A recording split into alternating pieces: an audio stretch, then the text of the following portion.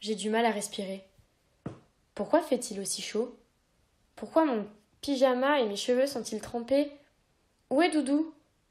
Je me redresse brusquement sur mon lit et allume ma petite lampe. Où est-elle? La créature aux yeux vitreux, tête de taureau et griffes d'aigle n'est pas là. Pourtant elle venait de m'attraper. Je frissonne en croyant sentir encore son souffle chaud sur mon visage. Je repousse ma couverture, glisse du lit encore haut pour moi et me dirige vers la porte de ma chambre. Les bras tendus devant moi pour sonder le vide et les yeux écarquillés pour essayer de percer le noir de la nuit. Par la fenêtre entr'ouverte, j'entends les bruits du jardin et les criquets. Aïe, mon pied! Un Lego oublié. Je n'ai pas crié, mais ça fait vraiment très mal. Maman va me gronder si elle voit que je n'ai pas encore rangé ma chambre. La chambre de papa et maman se trouve au bout du couloir.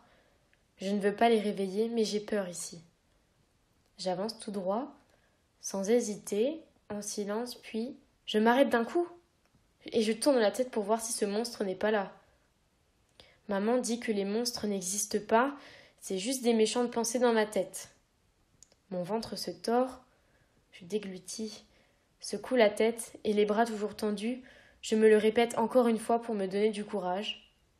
Et j'accélère pour atteindre la porte à l'autre bout du couloir. Mes pieds chauds collent sur le carrelage glacé du couloir. J'ai un frisson et je marche plus vite pour atteindre la porte.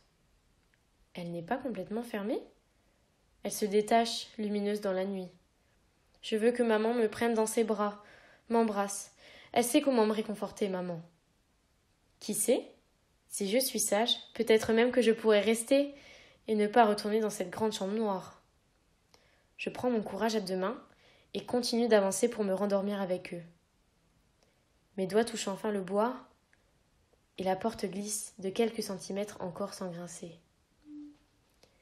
La lumière sur la table de chevet est douce. J'entends des murmures.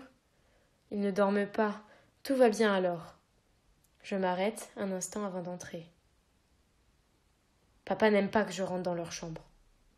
Ils sont dos à moi, à l'autre bout de la pièce. Papa tient maman dans ses bras, elle a les yeux fermés et la tête sur son épaule. Serrés l'un contre l'autre, il lui murmure de sa voix grave des choses que je n'entends pas, et elle acquiesce en silence, sans ouvrir les yeux. Ses doigts peints comme l'arc-en-ciel sont posés sur le dos de papa. Je ne bouge pas, je les trouve beaux. Je souris, je me sens déjà mieux, loin du gouffre noir de ma chambre. Je veux juste les rejoindre. Alors, de mes deux mains, je pousse la porte. Au même moment, papa se redresse et passe les mains dans les cheveux de maman. Il aplatit sa tignasse ébouriffée sur son visage, de ses caresses rugueuses. Il l'embrasse sur les joues, le nez, les yeux. Maman se laisse tomber délicatement et ses yeux restent clos. Je m'arrête, de peur d'interrompre quelque chose. Le tissu trempé de mon pyjama me fait frissonner. Regarde-moi, lui dit-il. Sa voix est sourde, comme un coup de tonnerre l'été. Elle ouvre ses grands yeux sombres, le fixe. Sa bouche n'est plus qu'une ligne fine. Mes yeux sont figés sur eux, mais pour eux, je n'existe pas. Brusquement, il la serre fort contre lui. Elle gémit et ses mains sont tordues. Il la repousse aussi soudainement qu'il l'a attirée à lui et fait courir ses grandes mains sur tout son corps. Son t-shirt se soulève un peu, il glisse, froissé sur son ventre. Les mains de papa courent jusqu'à son visage et descendent caresser le cou de maman. Elle a un hoquet et ses yeux se brouillent, se mettent à briller dans la pénombre. J'étouffe dans mon pyjama qui colle, c'est comme s'il n'allait jamais me lâcher. Ses mains fortes sont pressées sur son cou.